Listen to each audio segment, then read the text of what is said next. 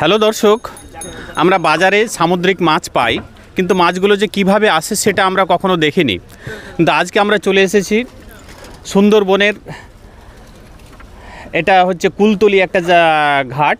এই কুলতলিতে এই দাদারা কিভাবে মাছগুলো ধরে নিয়ে আসে দেখেন। এই যে সামনে আমার একটা বোট, এই বোট থেকে জালগুলো বের করে নিয়ে আসছে, মাছগুলো পড়ছে নিচের দিকে এবং সেগুলোকে ঝাড়া হচ্ছে। এই সমস্ত মাছ এখন কি হবে, এগুলো বাজারে চলে যাবে, ফ্রেশ করে প্যাকেটজাত করে তারপর বাজারে যাবে, বাজারে বিক্রি হবে এবং সেখান থেকে তখন আমরা মাছ পাবো। কিন্তু এই মাছগুলো আমাদের মালদা অর্থাৎ সচরাচর ওই দিকে মাছ যায় না।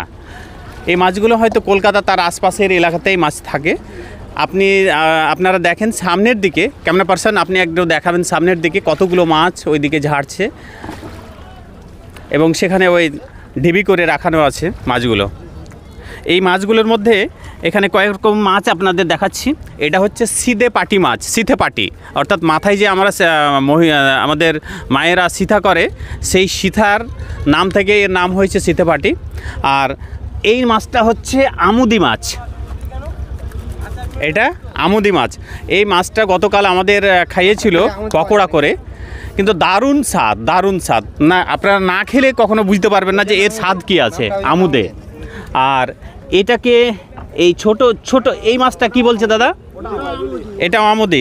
আরও কয়েক রকমের মাছ পাওয়া যায়, একটু নামগুলো বলবেন দাদা, একটু বলুন তো। ফেসা মাছ আছে, ফেসা মাছ, ঢেলা মাছ। এইদিকে একটু দেখান।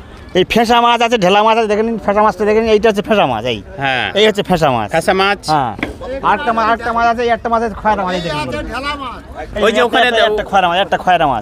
এটা খয়রা মাছ। ওই যে দাদা ওখানে ধরে আছে একটা, ওটা ঢেলা মাছ। ঢেলা মাছ সব রকম আছে। তো এই মাছ মানে আপনারা দেখলে এখান থেকে আর যাওয়ার মন করবে না, মনে হবে যে এখানে বসে রান্না করে খাই, কিন্তু সেই সুযোগটা আমাদের কাছে নেই। গত